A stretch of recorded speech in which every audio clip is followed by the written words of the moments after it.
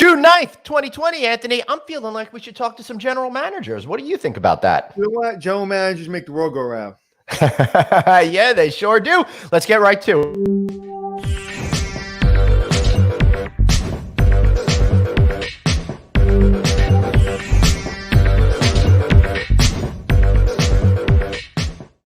Hey, buddy. Good to see you, man. Good to see you, my brother. And I'm feeling like whether we like it or not here in New York, things are getting back to some semblance of normal. Yep. Protesting is happening and it's peaceful, which is wonderful. Yep. People seem to be a little bit more comfortable being around each other. Most people are still social distancing, but I was on the beach this morning and there was some kind of camp or some kind of work football team or something. It was about 40 or 50 kids, which was great. White, black, Italian, Jewish, Irish, everybody just together. And they were playing some kind of sports and it looked like it was organized. So I was so happy to see it. And I was so happy to see all these kids together. But I was also a little terrorized because they were within, 6 feet of each other. But you know what? So we just got to the first stage yesterday, as you know, and the second stage is coming in 2 weeks, third stage in another 2 weeks, and the fourth stage eventually. So, but it seems like people are just kind of moving a little bit more than maybe the governor is used to, and hopefully, or wants to, and hopefully we'll be okay. But well, that's the interesting thing about traveling this last week is seeing how different states are doing different things right now to get us all back on track. And I'm just looking forward to Supercuts opening up so I could get rid of this thing that I've done over here. So and I saw Venetian. We're talking about opening up. I saw Venetian is actually playing poker. So they have 5 people at a table, 5 or 6 people at a table. You play $100 buy-in, and it's you win like $500. You win everybody's buy-in, but they're trying it. And then I saw something like a poker table with just complete glass and enclosure. And I'm just like, I would never do that. But I'm waiting till it's safe to do it. I'm not doing it now without glass, and I'm not doing it under a bubble. So things are moving, things are changing. Listen, in 2 weeks we'll know where we are.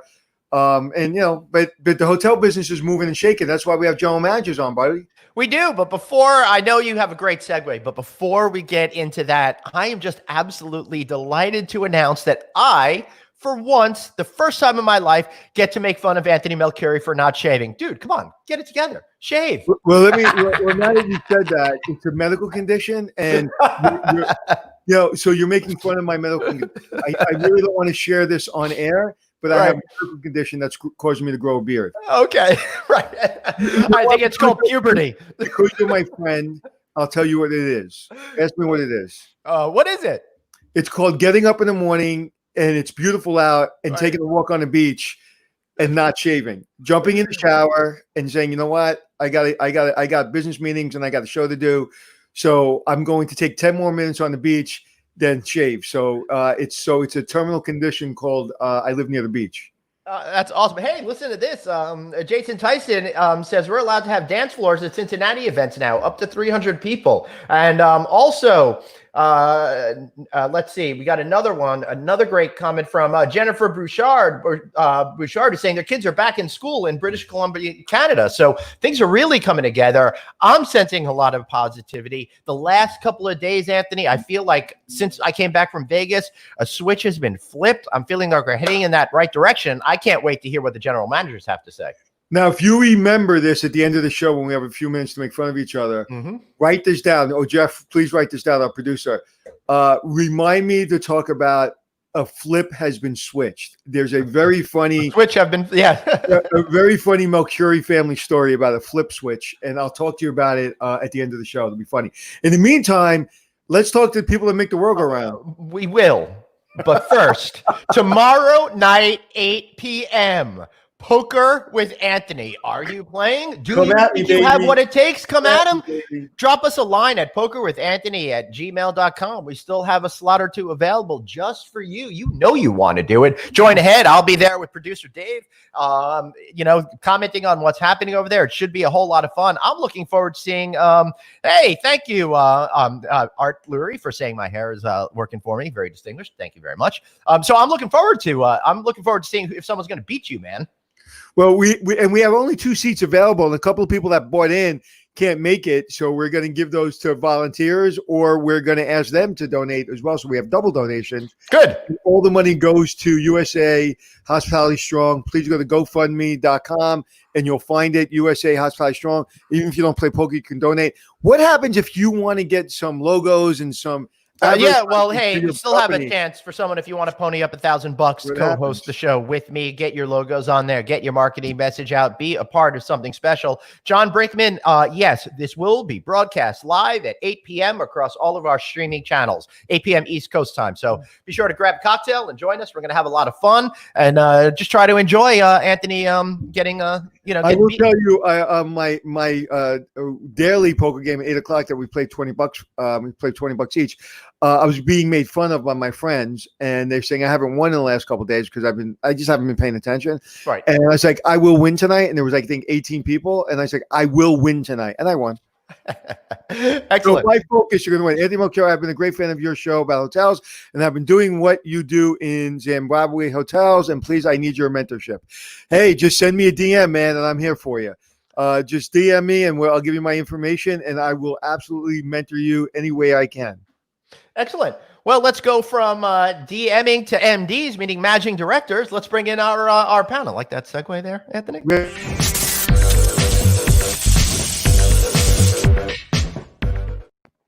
Sorry, Anthony, I had an itchy trigger finger there on the thing. Let's welcome to the show Christian Brocious of the Moxie Times Square. This time we have not screwed with his technology, so we're looking forward to a great conversation with him.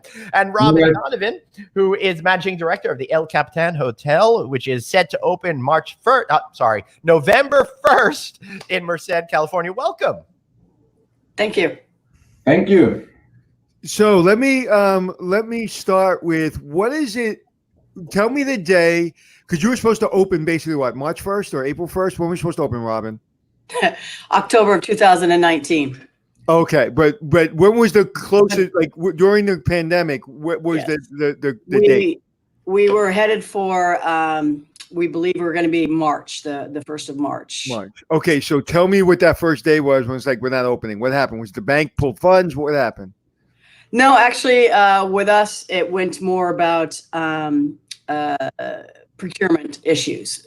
We were headed in the right direction, and then we started noticing that we were having a trouble procuring things from tile to whatever it might be. And come to find out, a lot of these things are in Spain or China being made, and all of a sudden things were a little tough to get. So that's what started really kind of giving us a little bit of a slowdown, along with then challenges with the working conditions on the construction site, and then even with us about how do we get the timing together to start training people. So one thing after another just kind of led up to the delays, especially at our bar, theater, and restaurant called the Mainzer.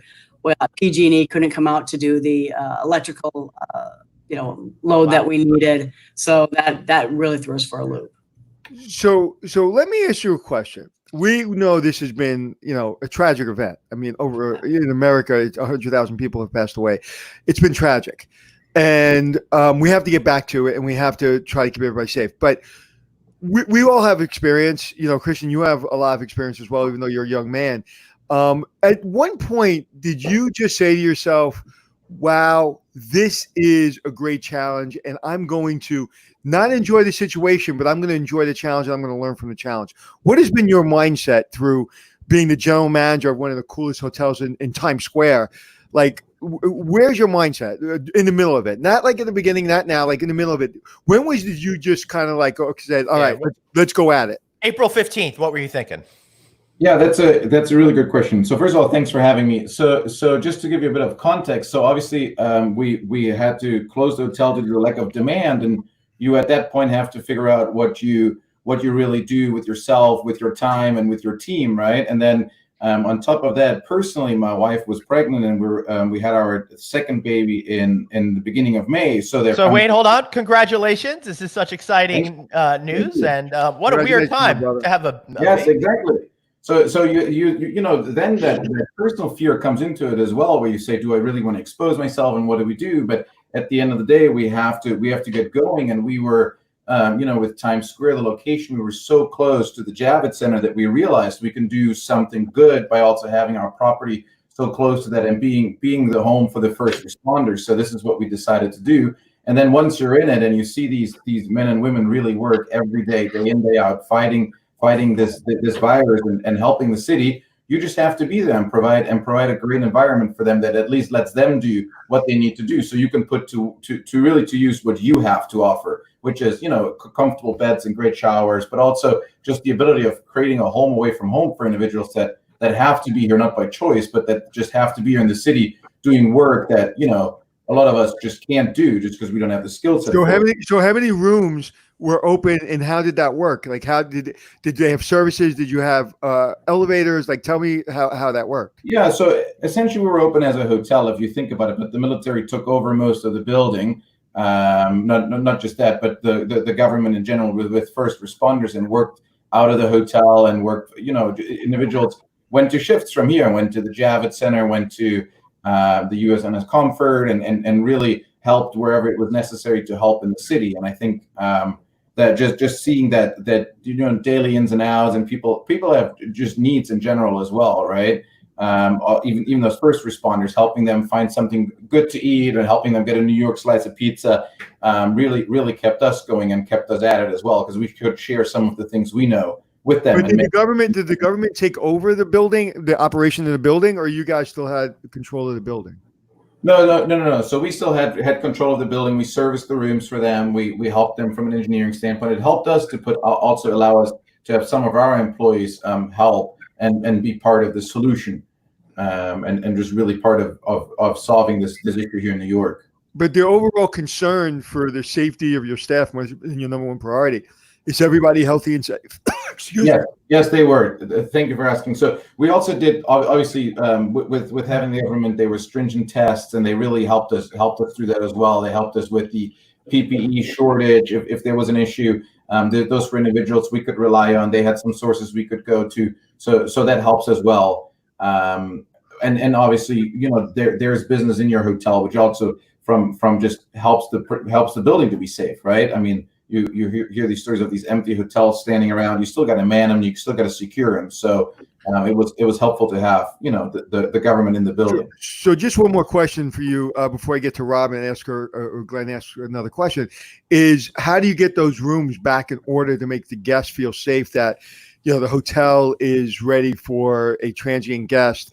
What kind of things have you been doing to ensure that everything's safe and ready to go? Yeah, so we're part of Marriott. So Marriott came out with a very great commitment to cleaning plan that I'm sure a lot of people have read about by now. The commitment to clean, but and so did many other brands. But there was an opportunity to leave the rooms vacant for an extended period of time, meaning 4 to 5 days. And then we've always used hospital grade disinfectant in the hotel.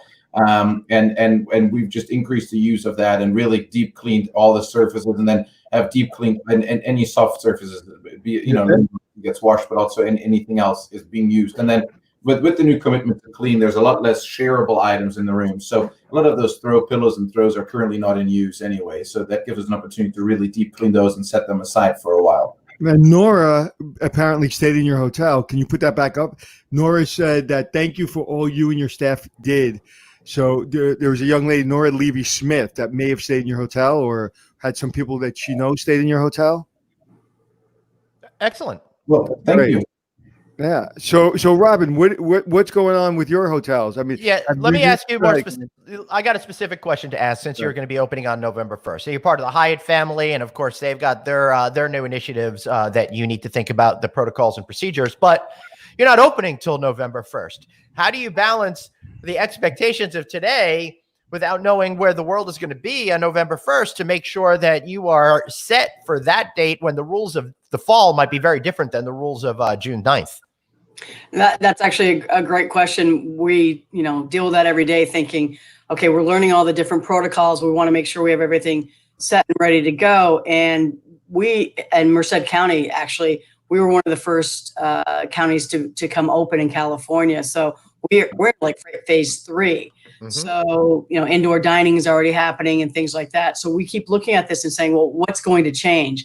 But it's better to be safe than sorry. So, we're going to open with all the, I'm going to call it a little bit more stricter, more advanced protocol, so that it's better to overdo than underdo, right? So if all of the staff is wearing masks and we're making sure that we are disinfecting as well, as Christian said, he's with Marriott, we're with Hyatt. They have the global care and cleanliness commitment. So we're just preparing to do everything that we have to do to follow those protocols. And then if we can back off a little bit because, maybe things have changed Right. in November, then that's what we do. But it's better to be, more advanced. But it's a very unique and changing world. I've opened 8 hotels in my career. And I've lived through the, 9/11, dot-com bust, the Great Recession. That just shows you I've been doing this either too long or whatever it might be. But this one's different. This one is a little bit different. And but we always get through it. And we have a great team here in Merced, and we'll get through this as well. And we'll get the place open and hopefully figure out how to forecast what our occupancy will look like and how do we hire, right? Do we hire? Right, because you don't want to go, you can't have a mindset of hiring and every other thing that you did when you first expected to open last fall, right? Then you thought you were going to have a different set of rules. So you probably have some people you've already engaged that you might be able to go back to, but then again, you might not need that many people. Where are you at with that process currently? Do you have anyone that might start a job with you in the fall at this point, or is you just clean slate at this point? Well, we have no hourly employees as of yet, but I do have 6 managers that I've brought on. You bring your director of sales and marketing on, pretty early in the game. She's been with us for over a year. And then I was lucky enough, I've been with Hyatt and Guadaviv hotels for like 16 years. And I had 3 people from the Silicon Valley hotels that I was transferred from have followed me, the 125 miles to Merced. We hired our executive chef, we hired our director of food and beverage, and then there we stand, right? What do we do next? So we're looking at we were going to hire about 100 to 120 employees. We think we're probably going to only hire about 80. Right. And we're starting, we try to have a job fair, but you can't have a job fair. So it's been unique and difficult, but we want to still get people hired. We want to get them trained.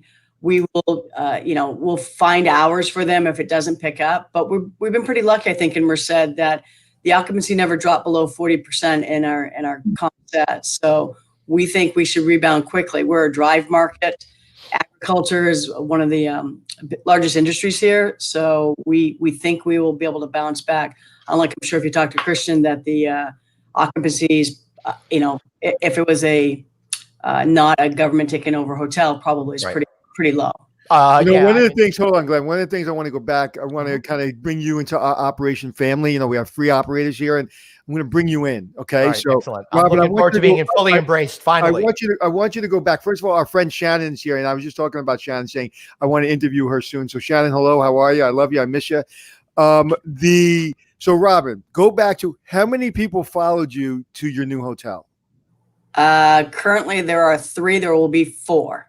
Okay. So, Glenn, how you are rated as a general manager is how many people follow you after you opened the hotel and drove everybody crazy and held them to a standard they've never been held before. But then somehow after they probably talk behind your back and say you're crazy and you're really intense, they follow you. That's called leadership. So congratulations, Robin. Thank you. And I've been told it's kind of like having a baby, that if everything works out okay, you forget the pain on to the next one. So you can relate to that, right? Oh, very much so.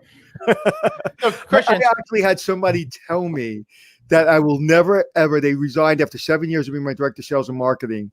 Laura, if you're out there, I still remember. And I said to her, I said, "You will never work for me again." She goes, "No, because you asked us to do things that weren't, that were just way out of our comfort level." And it was crazy. And I said, "Did we get everything accomplished?" She goes, "That's not the point." I said, "That's the whole point."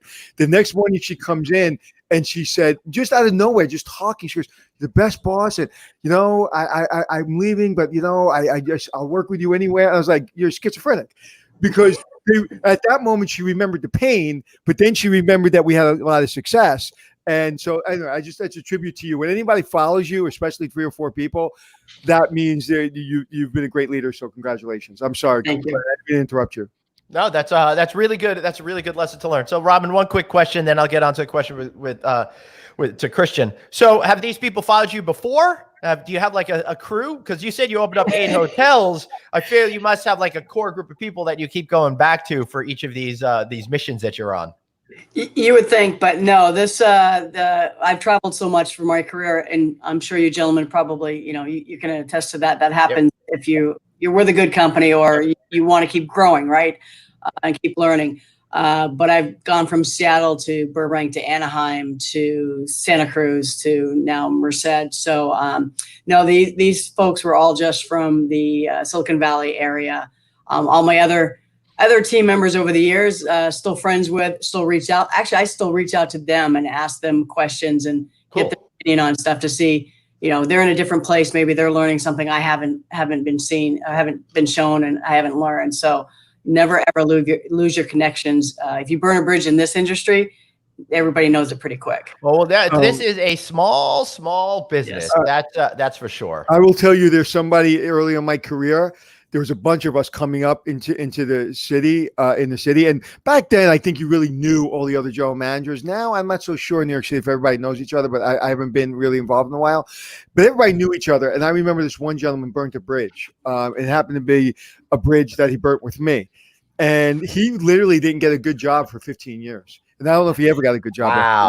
Wow. And that's simply because we have a code, and when somebody calls you, you're not really allowed to say anything, right? You don't want to get in trouble. And listen, I'm not doing general managership anymore. I wouldn't have talked about this 10 years ago, but I'll tell you now. We had a code, and the code was, so how's, Glenn Houseman? It's raining today. Conversation over. I swear to God, I would never say a bad word about anybody. I never will. It's not my nature. I say it's raining today, and they get it. Excellent. So to your point, this is a very small.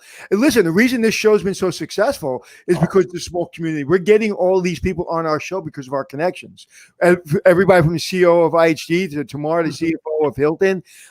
Christian's a good friend of mine. We've known each other for years now, and so all these relationships come. It's a very small business. You know why? Because there's not that many people that are stupid enough or brave enough to do this. Yeah, I love that. I've been able to be to kind of live in your world without having to live in your world. It's been really awesome. But Christian, got a good question from you coming from Mark Maklovitz, a frequent viewer of our show. What about new people or furloughed ones? Will it be a requirement for them to be tested when they come in? What are your procedures like every day to make sure that you're creating a workplace that everybody could feel comfortable with going forward?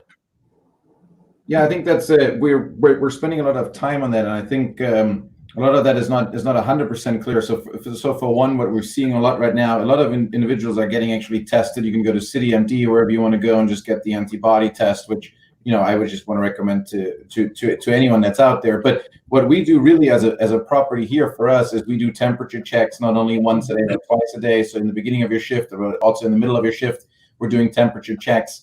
As I think this entire testing is going to evolve also over the next few months, and to Robin's point earlier, I think it's hard to plan ahead to see what the world looks like in a month and 2 months and 3 months from now. So you can so you do the best that you can with the tools you currently have available, and if there's quick test, temperature checks, antibody tests, whatever it is available that you have. And again, it might change, and we might get more tools in the next month or two. But then the guidelines that we have, not only from here, that we also set ourselves, is really having sanitizer available, having a lot of PPE available for the employees, and allowing them to use it as well. Yes, the employee can wear a mask or can wear gloves, or whatever is required. And then there are very simple solutions as it comes to social distancing, putting up plexiglass at the check-in, and just allowing just maybe 1 or 2 individuals per elevator. There's a lot of things that you can do to monitor this. We've done, for example, a sign-up sheet for the gym where you can sign up,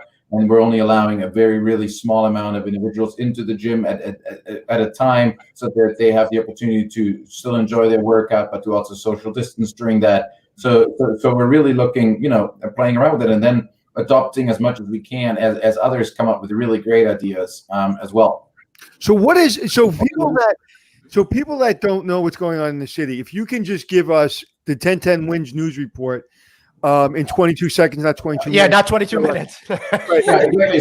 So what is New York City? Forget about just your hotel, but what is New York City's hotel environment and travel environment? What does it look like? What does it feel like at 2:00 in the afternoon on a Tuesday? yeah, so there was really nothing going on in the last 3-4 weeks ago. When you drove into the city, it was dead. You saw some individuals in uniforms walking around to the Javits, from the Javits, going to work, and that was it. Yesterday, Phase 1 opened up, which is great for New York, and you mentioned that earlier. So that means some of manufacturing, wholesale, retail for pickup is open, and you've seen an increase in individuals that are in the city. That doesn't mean the streets are packed and traffic's as usual, as it was pre-COVID and so on and so forth. But there's more individuals around. You might be in a short line when you're going out and paying for lunch, and we're really seeing it slowly but surely come back, and that's really great to see. For the first time, you look at TSA numbers, and we're over 400,000 passengers through airplanes this week. So through airports this week. So that's really some positive signs as well. And you're starting to see the pick up a little bit, but it's still very, very slow. So I think we have the opportunity to socially distance, and all the districts and neighborhoods in New York are making efforts for that as well. But it's good to see that it's slowly but surely coming back together. I personally take the train in now. As of yesterday, and everyone understands that you have to go, be socially distant on the train and so on and so forth. So anyway, so yeah, it's listen, I think it's getting better. I think it's looking up. That's great. Yeah. So, Robin, what are you thinking about right now in terms of where you think that we're going to be in the fall in terms of travel, or is it impossible to read the tea leaves at this moment? I think it's interesting is Christian's on one side of the country and I'm on the other side of the country, right? And so I'm listening to him, and what his world is right now is behind what my world is, right? So because we opened, our county opened, our state opened a little bit earlier. And I just find this really interesting of what everyone's mindset and their comfort level is. So if I've gone to restaurants here in town that are open, and the cooks are wearing their mask, but it's only suggested in our county that the servers have to be. And I see this, but I know that where we're going to be is beyond that, because it makes all the sense in the world that we do everything we can to make sure our staff are safe and that they're comfortable and that our guests are safe and feel comfortable. But just listening to Kristen, I can see that these are two different worlds, because there are people here that think, we're past it, it's okay. But even though November might be a little bit different, as I kind of stated before, I want to make sure that first and foremost, my employees need to feel comfortable, and they need to feel safe. They need to be taken care of. And if the mask is annoying, but they feel safe by wearing it, same with the plexiglass that we're already ready to install and things like that, I think that's the best way to go. And if our guests need to be well taken care of, and I think as I said before, we're about 100 or 70. We're 70 miles from Yosemite, and we're kind of hoping and looking forward to the travelers that usually come to Yosemite. We're the gateway to Yosemite. And we're hoping to see those travelers, but I'm hoping that everybody is okay with making sure we're taking care of each other and taking care of themselves. Not having an open hotel right now, I don't know how guests are reacting. I do talk to my colleagues in our company, and we have so many hotels, and it's interesting to see how the public is reacting. When you're in a place like New York, I believe, where it was an epidemic, that they're probably being very precautious and very cautious, which is great. I think some places in where we are, where we only have like 300 and something cases. We've only had 7 deaths in our county. Right. It's a little bit of a different mindset. So I think by November, I'm hoping we've shifted gears, but we're doing it thoughtfully and doing it in the best interest of our staff and our guests. Right. Makes a whole lot of sense to me. Anthony, this is an interesting conversation that we're having about, all the challenges that East Coast, West Coast, having an open hotel, not having a hotel open yet. We're thinking about. But Christian, I got to ask you, what do you think the future looks like in New York City for the next 6 months? Because all we hear about is road trips, road trips, road trips. Air travel is not really significant right now. So people, even if they want to come to New York, they're not necessarily able to come to New York. And you got us Long Island people, for example, that never come to New York. So how do you see the status of what you're going to be able to do at your hotel in terms of filling those rooms? And before you answer that, just kind of what is your mix of business last week and what is it now? And how many how many reservations did you have last week and how many you have now, percentage wise? Yeah, so it's interesting. So most of our communication is online right now, be it emails or through the extranet of the various partners. And while last week most of it was, I would say 80% was cancellations, we're now seeing that around 60-70% of the communication we have with the guests is requests that they have for future stays. So that's very exciting. As for the future, I think we're going to offer RV parking. I'm kidding. In Times Square. No, but all jokes aside, I think the number one thing, and it's a good point you bring up the drive market. I think the number one step is that we as New Yorkers, as locals, feel comfortable going out. No one's going to come to a city where we are not comfortable going out ourselves. So we need to make sure we create an environment as business owners, and that's not just hotels. That's and anyone that operates the theaters, that operates restaurants, retail stores, whatever it might be. We create an environment that we as New Yorkers can walk around in. And feel comfortable. And once we can show that, that's when we can bring in the drive market and people are going to be comfortable to come to us. But we can't expect individuals to come if we're not comfortable going out and we haven't created that environment where everyone feels 100% safe. So I think everyone here plays a part in that. And as the city, as far as I see it does understand that. And I think that's how we're going to come together and work this out. Right. Makes sense. Robin? I agree. I think that that's a great point. Being in construction and doing this many times over, PPE meant something different before COVID, right? That was had my hard hat on, I had my safety glasses on, and my yellow vest. And now added with that is a mask and a temperature check each day.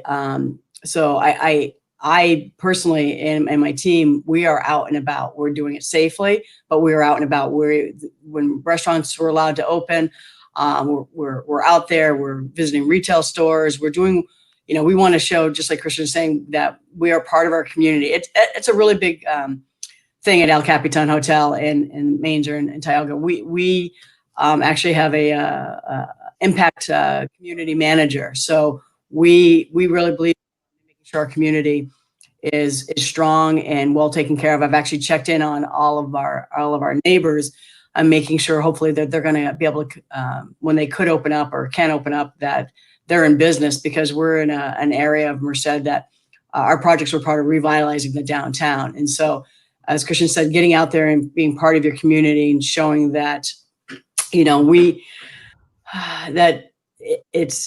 it's safe. You have to be smart, but it's safe, and let's get our lives a little bit back to normal and moving forward. But we need to make sure in our area that we continue to support our small community. It's only a city of 85,000 people. The downtown is really growing and getting to where it needs to be. And this kind of slowed it down and hurt it a bit. Right. We got to get out there and make sure that doesn't happen. Well, speaking about that, Carol Krugley has a question.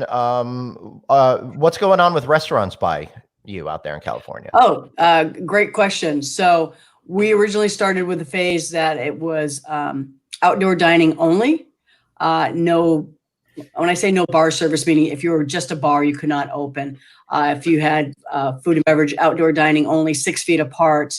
And if you would like to have a beverage, alcohol, an adult beverage, that it kind of come with food. Actually, at one point they were allowing alcoholic beverages to go. So they made a drink and put it in a sealed container. It could be taken away. Never thought I'd ever see California's ABC. Right? Same here in New York. Whew, that's just not normal for Californians. So, but now we're at dine-in. So we're allowed dine-in 6 feet apart. So basically, if your establishment could seat 50 people, you have to make sure the tables and everything are 6 feet apart, and that's how many people you can seat. You're not allowed to have more than 6 people at a table. That they had to come together. So this way you're not.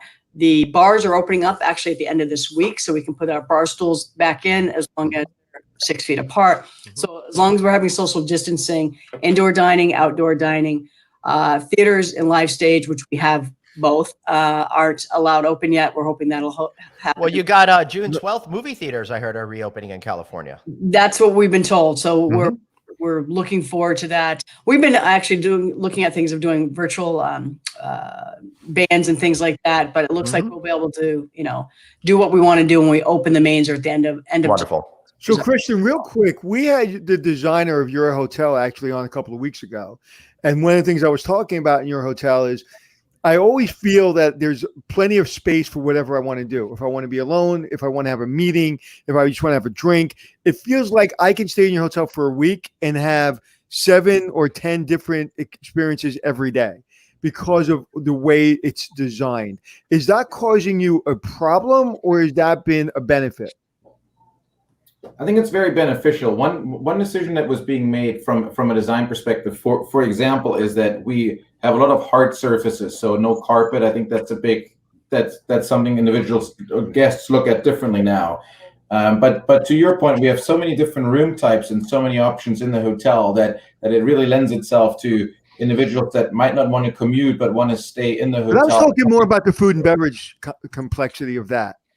I think the food and beverage portion, we're as New York, we're a lot further behind California from what I hear just now. And I think because you have different spaces, very individualized and in very group setting. Like, has that been easy to manage, or is it because it's different than any other hotel I've really been to from a lobby or restaurant standpoint?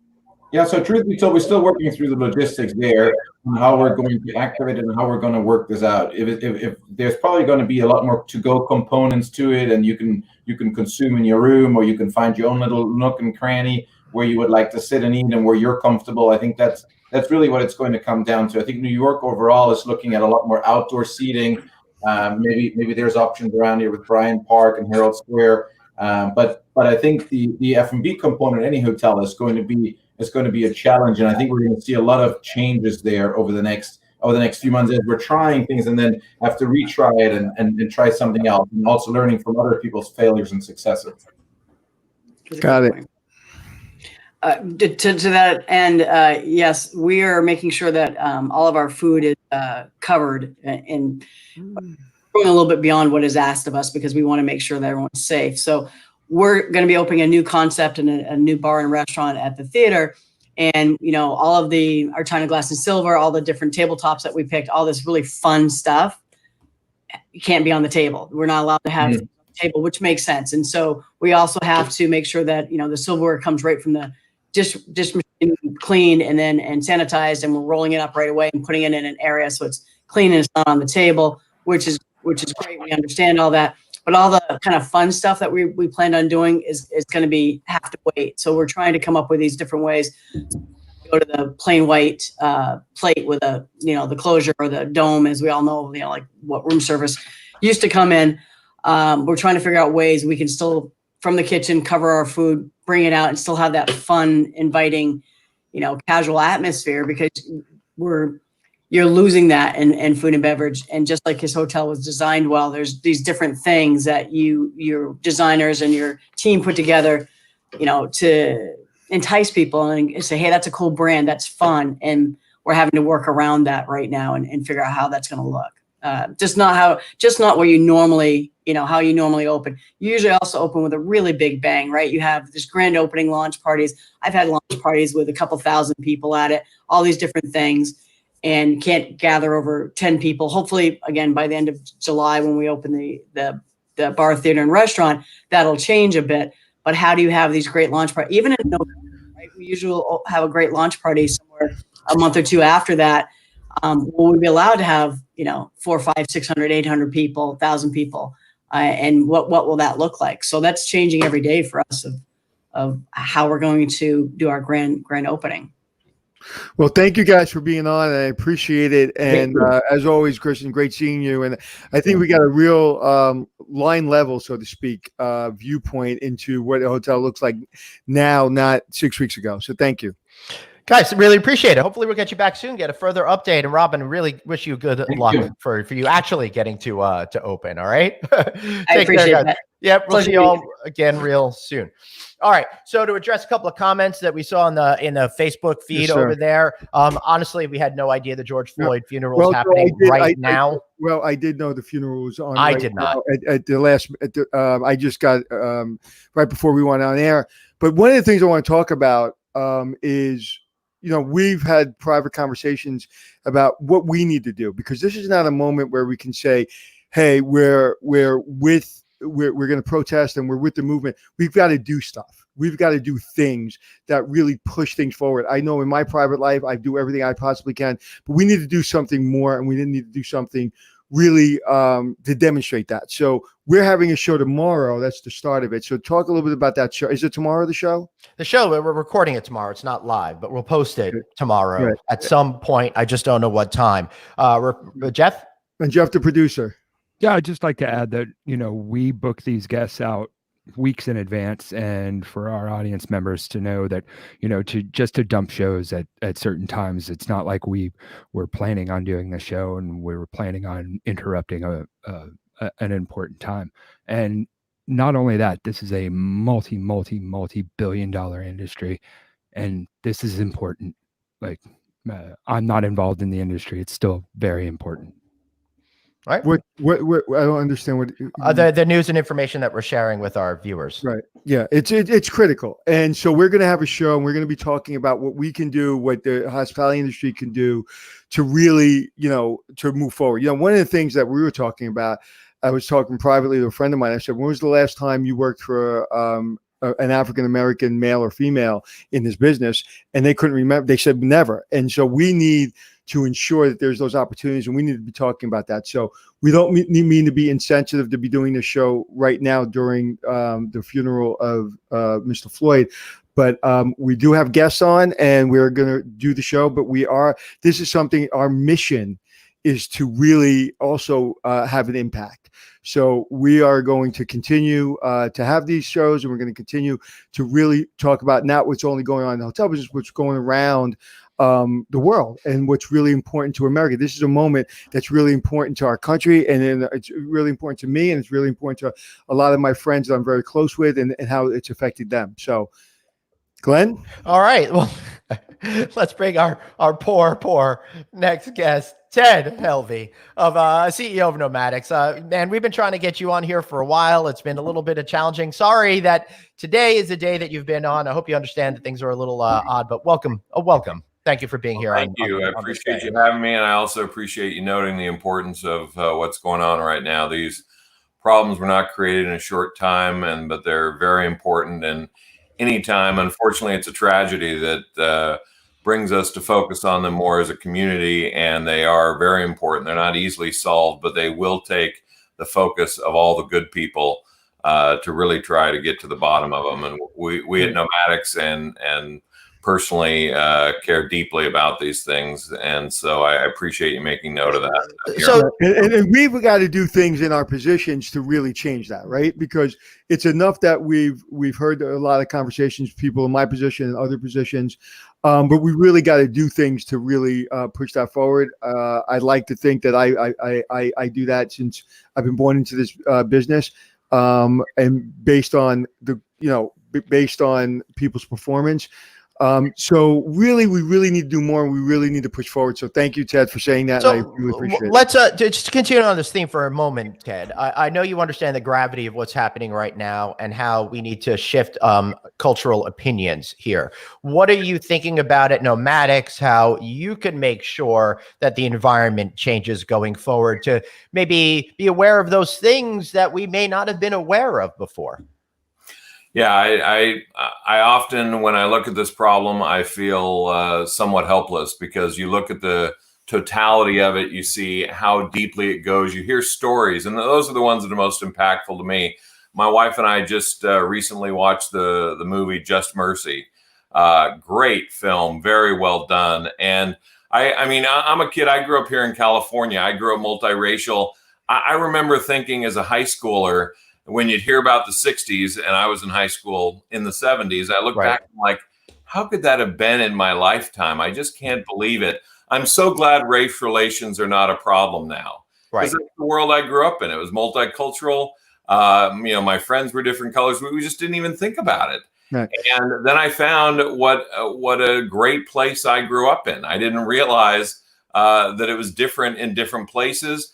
And it's not just places. It's in people's hearts. It's in their culture. It's how were they raised? How did their parents talk about race? And it's so deeply ingrained. A lot of good people don't even understand what role they play in perpetuating it. And all of us do. None of us should consider, even though, again, I feel fortunate to have grown up in a multiracial area of California. So I think that's one of the best things that can happen. But absolutely, we judge people all the time, and we judge them for different reasons, and we aren't even aware of it. And so, unfortunately, the recent events and what followed are not really the best forum. It's not the people, that are throwing bricks or saying, who actually did this deed. I mean, it looks to me like law enforcement moved quickly on a bad apple, and I hope he's prosecuted. But that won't solve the bigger problem. And that is, when I hear good friends, that say, yeah, no, if I'm stopped by a police officer, I think twice about it. I'm like, seriously? And they tell me stories. Mm-hmm. I have a good friend who I think he may be from I don't even know his ethnicity. I think it's Italian or something. But right after 9/11, he was always getting pulled aside because he's darkly complected. Right. And thinking, this guy is, multi-generational, American as apple pie. But because of the way he looked, he was being called out. And I was incensed. And I'm just like, you know what? This is the weakness of people. And, somebody said recently in the public eye, and I won't mention who, says, I just didn't get it. And again, I grew up in the same kind of community, and I think I did get it early on because I saw it and I saw discrimination. And so I really think I did get it when I was younger, but a lot of people didn't get it. Someone just wrote, Mark said, hospitality industry, I would think, is the most diversified. It is, but unfortunately what I've seen, it's kind of segregated. Right. The C-suites, you don't see a lot of diversity. Glenn and I were just talking, like we've always tried to have diversity on the show. And it's unfortunately, there are a lot of minorities in our industry. Unfortunately, I don't see as many as there should be in C-suites. So thank you for mentioning that. Thank you for our audience for mentioning it. And so let's move on, Ted, to and we're going to be talking more about that this week. But let's talk more about kind of your company and what are you guys doing moving forward. So again, I appreciate you addressing this topic. It's not an easy one. I see it as opportunity based. When anyone feels hopeless, they don't make their best choices. And, I look at somebody like Ben Carson, who, just has an amazing story. My wife read his story when we were in college, and it was just so inspired by it. And you just think how hard he and his mother, had to fight for him to get opportunity. And I think the lack of opportunity and the lack of hope is what drives so much of this. And we need to get at that root cause, I believe. And so anyway, not enough time and attention has been given to this. There are not easy answers that can fit in a sound. And I'll agree and disagree with you, Ted. I think the time and attention has been given to it, but it's not been given to it from the right people. I think the people that have been frustrated by it have given a lot of time and attention. I think the people in our community, people that look like us, have said, yeah, we're supporting you and we hope that it gets better, but we need to do things to make it better. And I think that's kind of where the frustration goes. I saw something online the other day that I wish I knew about. I would have been there. In Harlem, there was a bunch of people, probably thousands of people, all in suits, all in one knee, all with their hand raised. And that to me is a protest. That's to me how we get change. And that to me is how people like we can go and we can, because I was not going to the protest the first couple of weeks because I was afraid, because those people that were violent weren't protesters. They weren't changing. They weren't Dr. Martin Luther King. They weren't doing that. They were basically making everyone scared, whether you be white or whether you be black or whether you be any type of minority. People were scared. Now that demonstrated up in Harlem, to me, I couldn't post it enough, and it really sent shivers through my spine. It's like, that is what we need to get back to. That's what we need to do. And again, people that have the podium, it's not enough to say we support. We have to be part of the change, and we've heard that a million times. Right. But it really is true. This is a moment, and in some ways, my children wouldn't have seen this if this didn't happen. And I don't mean Mr. Floyd, but I mean these protesting, that they're starting to, they want to join, they want to help, and I think it's critical. It's absolutely critical. If you don't mind, I want to share a personal story that to me gives me the emotion of it.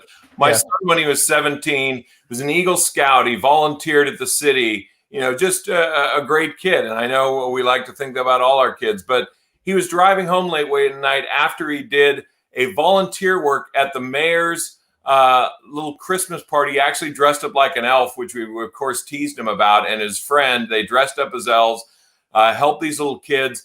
And it was part of the mayor's youth action committee. And he was doing this volunteer work. He was driving home and got pulled over.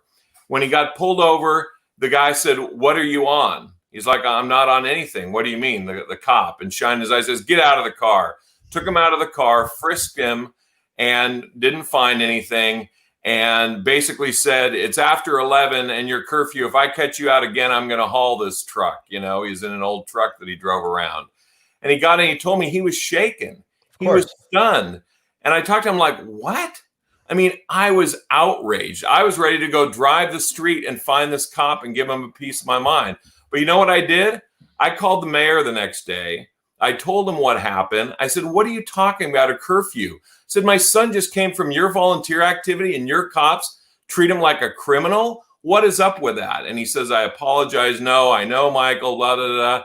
And I said, "I'm outraged." Well, guess what? Within a few hours, I got a call from the police chief apologizing, offering to have Michael go on a ride along.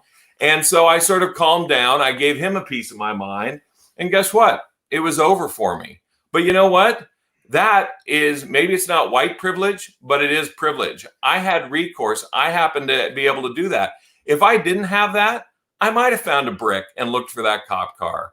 And that's what I'm saying. That emotion, that intensity, when you don't have recourse, you don't have opportunity. And again, I think there's some true thugs involved. I'm not trying to justify any violence, but the emotions behind it, the hopelessness, the fact that my son would be treated unfairly. And so when I hear about somebody that, hey, if he's wearing a hood or he's the wrong color in the wrong part of town, that just completely incenses me. And I'm actually a supporter of the police. Don't get me wrong. This defund police, I don't think is the right answer.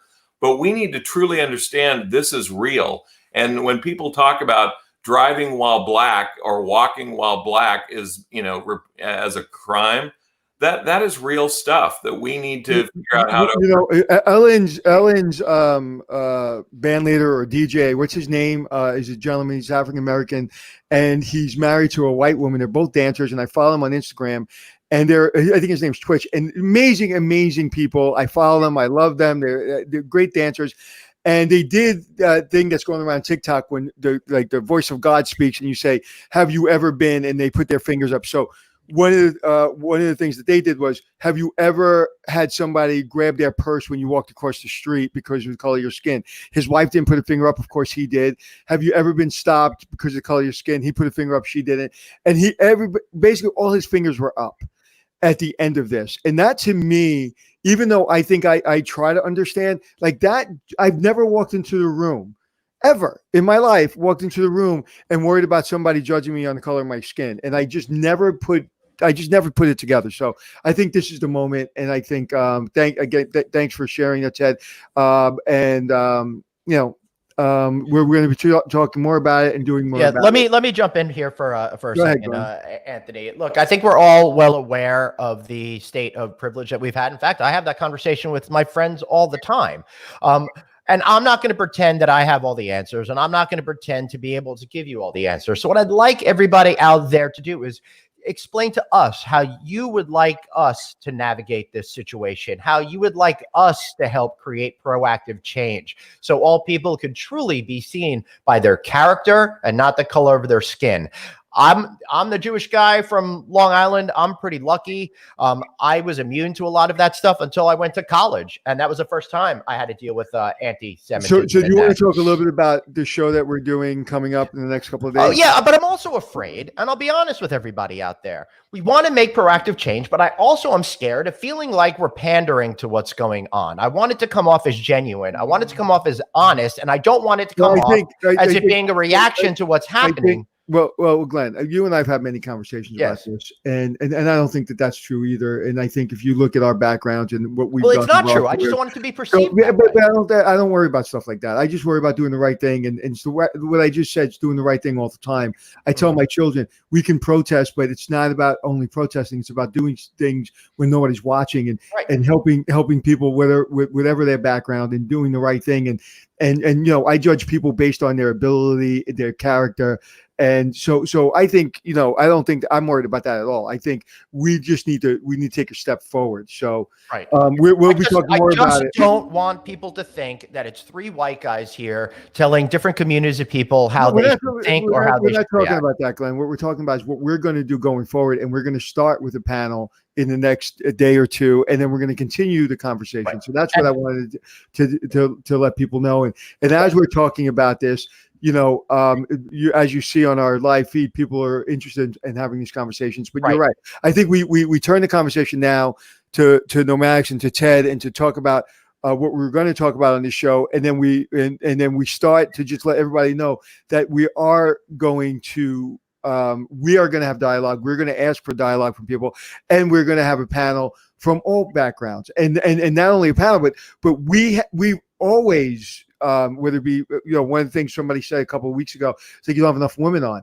It's like we're reaching out to everyone. It's about people's schedules, and it's about, finding the right people. So we will absolutely do a better job. And I know Jeff, our producer, it's very obviously important to him as well. But there's also this element out there, and Anthony, we've talked about this behind the scenes. It's a chicken and egg thing.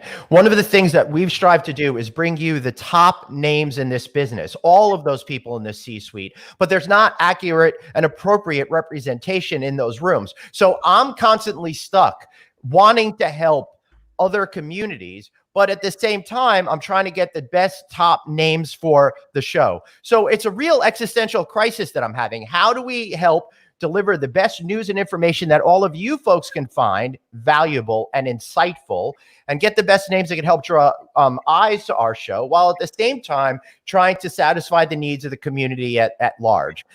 Suggest to us, who do you all want to see on this that you think would be more representational? What are the topics that you'd really like us to cover? I've been dealing with this for years and years. And one of the problems that I find is sometimes I sit down to do an interview with an amazing female executive, and the conversation immediately goes to, this female did the first thing.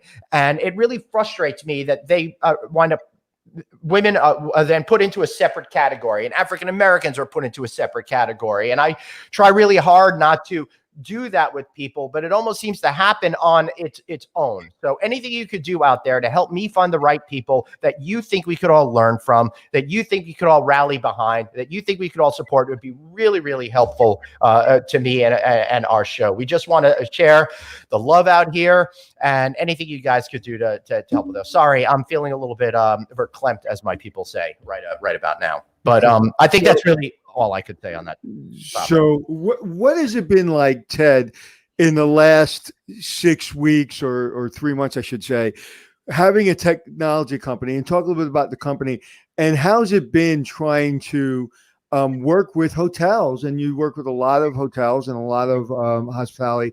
How's it been to not only try to increase sales, but also how do you get paid when nobody's making money? Like, what are your challenges been? Well, it's funny you say increase sales. I can tell you increasing sales is not what's been going on in the last few months. No? No. I don't have any tricks for that. If so, I'd get my own show and be rich like the two of you. No, Wait, if you want to sponsor the show, drop us. there you go. No, I mean these are challenging times, and I have to think that part of the angst that everybody's feeling is when this has come and how it's come, and just sorry to as a final point, but before we move on to this, it is about opportunity and hope, and we need to look for it everywhere, and it doesn't change overnight, but the thinking has to change here in everybody's mind. I'm very fortunate. I run a group of companies that we operate in 83 countries. We have over 1,000 employees of every different race, of different genders, and I feel very blessed to associate with all of these people. They're great people, and I love the diversity. In one of the companies, half of the executive team, actually slightly more than half, are female, and I think that's great. Slightly less than half are female in another of the companies I run. So that's a diversity that we talk about a lot in tech, and I feel very fortunate. When I look at the services I offer, we offer guest-facing technology in hotel. Nomadics was founded over 20 years ago, long before I came.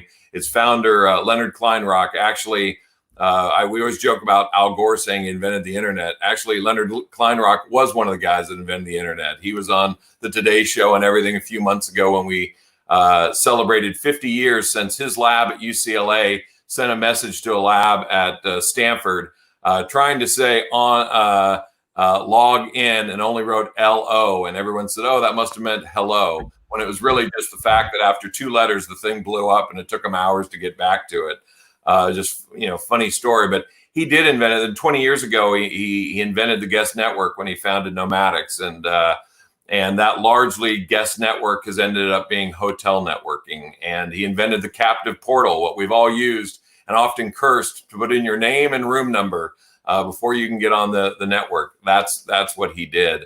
And I've been in the business also about 20 years at different companies. And have been at Nomadics just over a year. And when we deliver guest technology, we usually think about 2 things. We think about the guest first, and then we think about the hotel staff. And largely, if you have technology that both of these people will be pleased to interact with you, however it works, you're going to have a successful company, offering. Whether it's Arnie Sorensen at Marriott, or Chris Nassetta at Hilton or whatever, usually they'll be happy if you satisfy the guest and the hotel worker. And so we're always thinking about, that experience and try to innovate there. The hotel workers are something that I've been very conscious of. Talking about people of more vulnerable in our society, they often live paycheck to paycheck or are relying on tips, and they are the ones that have been furloughed and laid off. Millions have lost their jobs in the hospitality space, and we think about them a lot. We give them our support. Again, this is a huge problem that we can't solve, but we're hanging in there and working hard to make that happen. We, of course, are starting to see signs of life when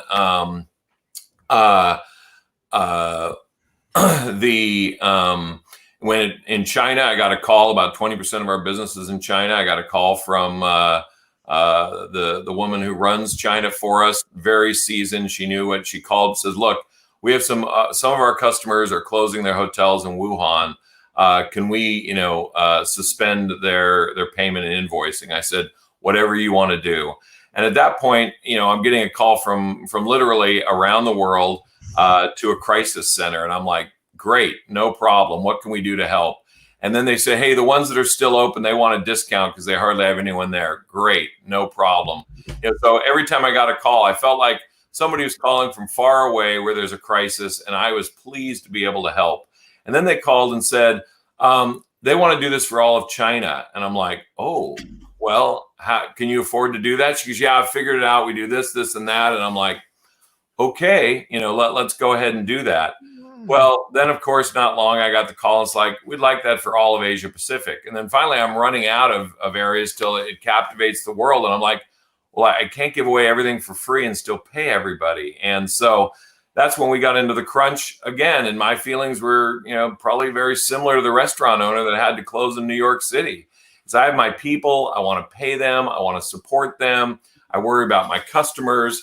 And so we've been fighting through it. I mean, we do see early good signs. We've also gone all the way back to the drawing table and say, okay, everything we're looking at developing, everything in the cycle, what will the new world look like, and how can we help hoteliers when we come out the other side?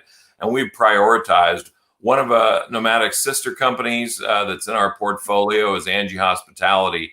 Angie is an in-room device that's voice activated. It's also touch, but you can control the room. You can talk to anybody without touching anything. We've taken that technology and accelerated the production to put it into an app so people can download on the app. They can control their room. They can talk to any of the surfaces without touching surfaces. They can engage with many of the things. They can check in. They can use a room key.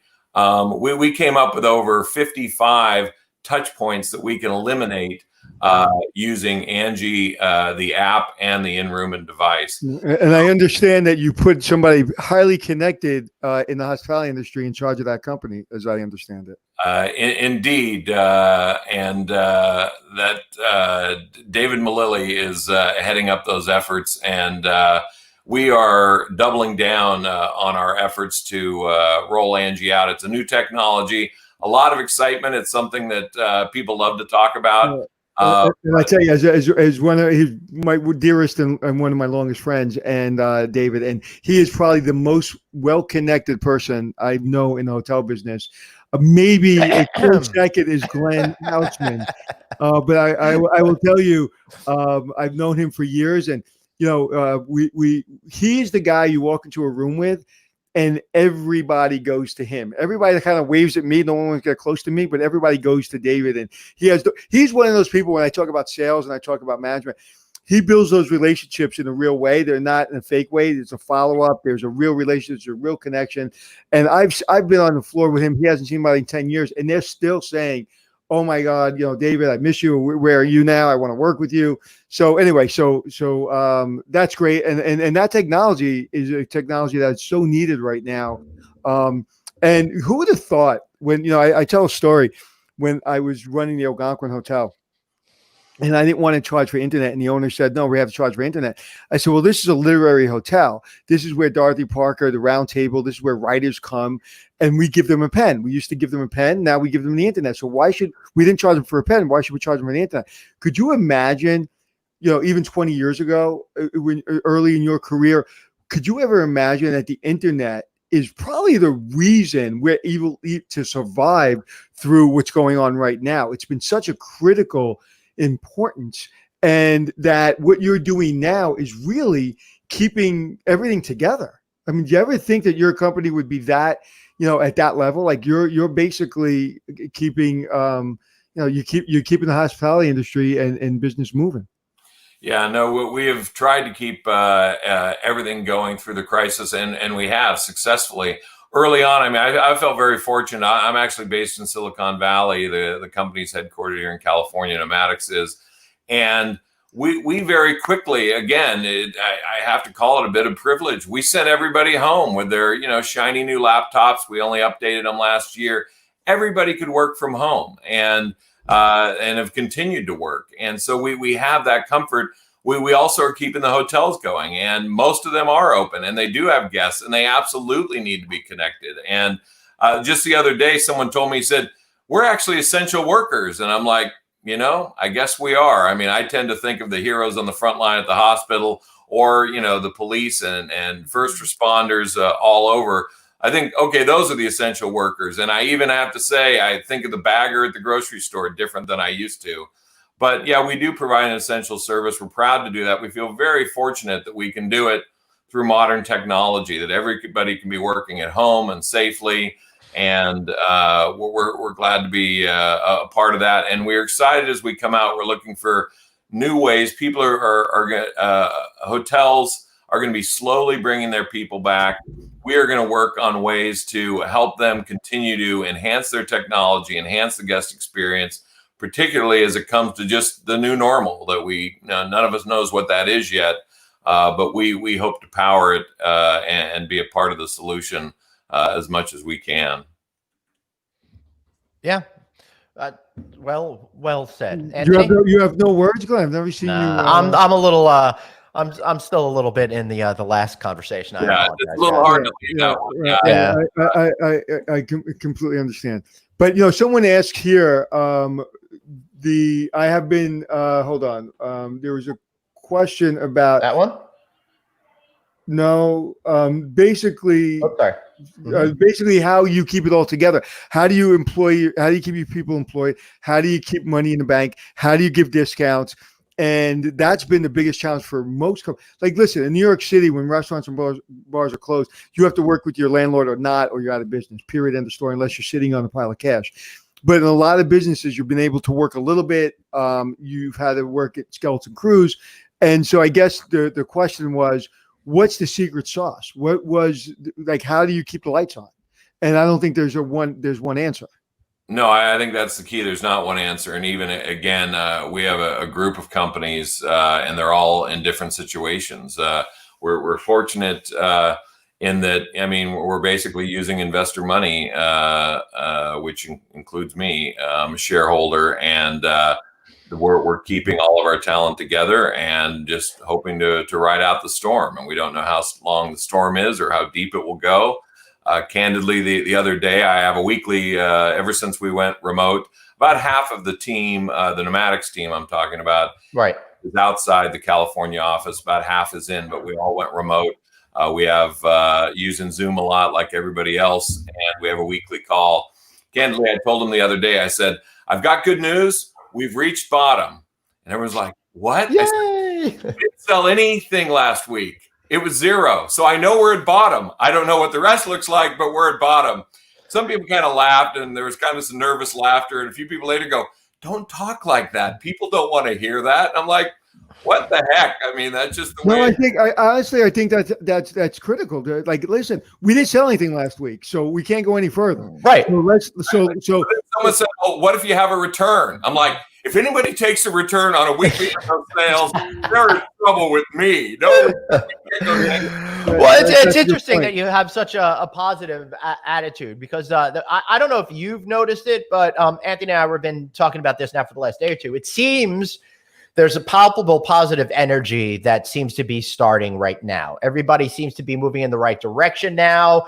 And I definitely feel as if we're over the worst of it for now and headed back in a real sense of recovery. Are you starting to feel that vibe by you, Ted? Interesting enough, I traveled on an airplane for the first time last week, and it was a nonstop from California to New York. And it was an interesting experience. So I went in, I happened to go into the international terminal. That's where United was taking off at San Francisco Airport. I walked through security that I walked through a lot, and I was the only passenger. And they're like 18 people or contractors. And I like, am I your only passenger today? He goes, no, there's been a few others. I'm like, wow. And I walked through, and then I looked down this long hall, and it's just empty. And I'm like, okay, this really is weird. I'm like in some sort of dystopian movie. Anyway, but I ended up getting on the plane. Everybody got upgraded. So it was actually fairly crowded up front. I'm a frequent flyer, and but overall, it was not too busy. Everyone was wearing their masks, and things had changed enough. And I'm like, wow, this is kind of working. I got off. Everyone's wearing their masks. I get to the rental car. There's only one person working, and there's three of us. And I mean, it is a little bit cumbersome, but they told me how clean the cars are. And anyway, I went through, I checked into a hotel. There was glass. I put my card in a reader that nobody else touched, and there was a table. And one of the things when I came back home, I said to my wife, I said, she goes, did you feel safe? I said, I really did. And I really felt an appreciation for the innovation at every single point, people figuring out, how are you safe? And I felt safe the whole time. Right. And I think that's the critical point, that we have to feel safe going through this. And also I've said this before, I think it's safer to to travel. I couldn't believe that like the buses and the trains in New York City weren't cleaned every night, disinfected every night. Now they're being disinfected every night. I thought that happened every day. I can't believe that I tolerated a lot of coughing and sneezing on an airplane and nobody was wearing a mask. I got sick a lot when I was traveling. I always had a cold. So I think now it's safer than ever. You're saying 6 feet away from each other, you have a mask on. As long as you do the right thing, I think it's safer now to travel than it's ever been. Yep. Now, you do the wrong thing, it's not safe to travel. Yeah, no, I agree. I was saying flu season next year is going to get slammed down because we're all germ conscious in a way that we weren't before, and systemically, everybody in their own corners figuring out. The hotelier says, "How do I do it better?" The airline says, "How do I do it better?" The rental car company says, "How do I do it better?" And just like us, we're looking and saying, in the touchless world, I mean, we've made some tweaks to Angie and how it works and what she can do extra so that you don't have to touch things if you don't want to. Right. And, so give me an example of Angie. Tell me what Angie is. Break down Angie for me, because that sounds very fascinating for hotels. And how does it work? Yeah, so Angie is an in-room device. It starts as small as a little sort of football-looking thing that replaces the alarm clock. It can be installed by housekeeping. All it needs is an internet signal. It is cloud managed, and it does lots of things. And it connects to your room. It can manage your room. We have versions that have actually an access point in it. It has Bluetooth, so if you want to stream your music. So it's a little all-in-one device that is meant to be guest-facing and manage all the guest technology. If I say, put my Netflix on the TV, could it do that? It can now, because we just come out with a TV solution. But to be honest with you, the two most popular things, we track what Angie does. I mean, it has a lot of technology in it, but the two things that do the most, it can control the TV, and that is the most common, and also a feature that I added one night when I banged my leg at a hotel that I went to in the middle of the night. I said, let's put a simple LED nightlight on it. The nightlight and the TV are the two #1 features that Angie does. I love that. And it's just great to see it used. People like to interact with it. And Angie's job, as opposed to something like Alexa, I was an early adopter of Alexa. I'm a big fan of voice. And Alexa's great. Like, tell me a joke, play my music, whatever kind of thing. How far is it to the moon? What Angie wants you to do is feel comfortable in your room, in the property, in your neighborhood, and any onward travel. So ask her anything about your flights, order an Uber, ask about the weather in Paris tomorrow, or the weather here or there, or time anywhere. But ask her, when is the pool open? And ask her, about local restaurants. And we tie out and we pull in all this information. We don't try to purvey it ourselves. We use partners for all of this, but we pull it in one place. So you're just talking with Angie. One of the most challenging things that we had to do with Angie is create what we call our hospitality language engine. What we had to do and think is, what might anybody say to Angie that they'll want to know the answer to? And not just what might they ask, but how might they ask it? See, what you guys don't realize, and is true with all of us, that, this little thing, Siri, lives inside. Right. And guess what? I never trained Siri. Siri trained me. When I'd ask Siri to do something, she'd go, I don't know what you're talking about. I'm like, oh, let me say it another way. Finally, I'd say it that way. And then guess what? Siri had trained me, and she would do what we want. What I said to my engineers originally when we got going, the developers of Angie, I said, every time is a first date. You need to be prepared for any possible way somebody might ask you, what time does the pool close? Is the pool open? Anything about hospitality, their room, their neighborhood, their property.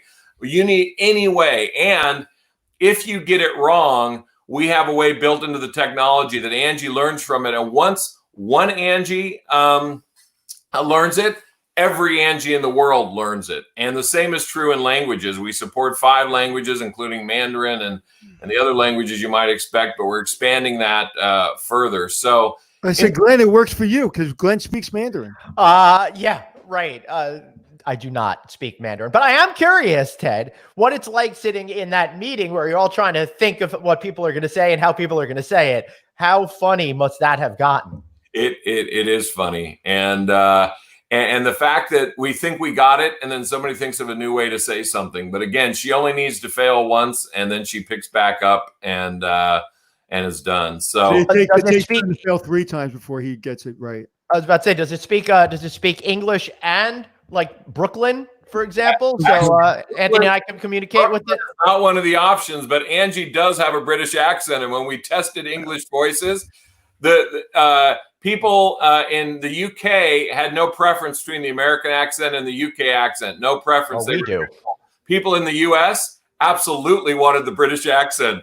Hey, the British accent adds 20 IQ points. Exactly. They think like that. Angie is some classy, valet for them, and from watching Downton Abbey or whatever. So anyway, Angie has a British accent, but we do actually support on the inbound. And I should tell you that there are 8 different versions of English that Angie understands, and actually will pick that up. And depending on location, we have a default. So as you know, there's a lot of different Englishes, including Brooklyn, where some people can't understand. I think even Angie can. But the Scottish. Ted, I wish I had the thing I can click you off right now, but I can't. Hey, forget about it. Control that. But listen, our audience is. I get questions all the time about what's the new technology? What are people looking for? You're right there. You're right in the heartbeat of it. So what do you want to say? This is the time of the show where we give a shameless plug. How did somebody find you? How did somebody find out about Angie? Go ahead and then give us your last thoughts. Yeah, so Angie.ai for artificial intelligence. Angie.ai has everything on it. Again, it's a sister company to Nomadics. The underlying network, all of the things we do go on top of the IP network. And we purposely sell things that are easy for the hotelier to manage. We're trying to support the hotelier. A lot of hotel technology comes out, and it's interesting. I go, high tech is the big show every year, and I love to go see all the new innovation. But I'll look at them and I'll think, you've stayed in a hotel, but you don't understand how a hotel runs. This is going to add a burden to the hotelier, and therefore they won't want to adopt that. And so we make a point of making sure the guest will be excited about it, and the hotelier will be excited about it. And Angie is just that. I mean, people love working with Angie as a colleague. She's one of the staff and makes a big difference. And all of these things are on the underlying Nomadics network. We're in between 3 and 4 million of the top hotels around. Nomadics it's been around for 20 years. And we'd be very happy to have Angie in all 4 million of those rooms too. Thank you. Thank you for being on. I truly appreciate it. Yeah. And, let's get Angie on next time. Yeah. And maybe we'll bring David Malilly on next time as well. Absolutely. He hasn't been on my show. Actually, he was on the first Hotel Impossible, but he got cut.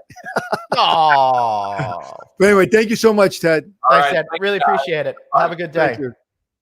All right. So we made it through. Sorry, I was a little out of it there for a couple of minutes there, but I'm back now. All right, my friend. So tomorrow, Hospitality Success. I'm sorry. GoFundMe, USA Hospitality Strong. It's our poker tournament at 8:00. We are trying to help the hospitality community. Every community seems to need help. And we're trying to do that through our poker tournament. And so please go to GoFundMe, USA Hospitality Strong. Thank you, my friend. What are your last words? Look, Black Lives Matter. That's what's most important. Not this all lives matter stuff. Sure. Black Lives Matter. That's what we need to focus on right now. That's what we need to pay attention to right now. All of that other stuff can wait. Well said. And we're just going to end it right there. No fancy stuff. All right. All right. See you tomorrow, my brother. See you tomorrow, everybody.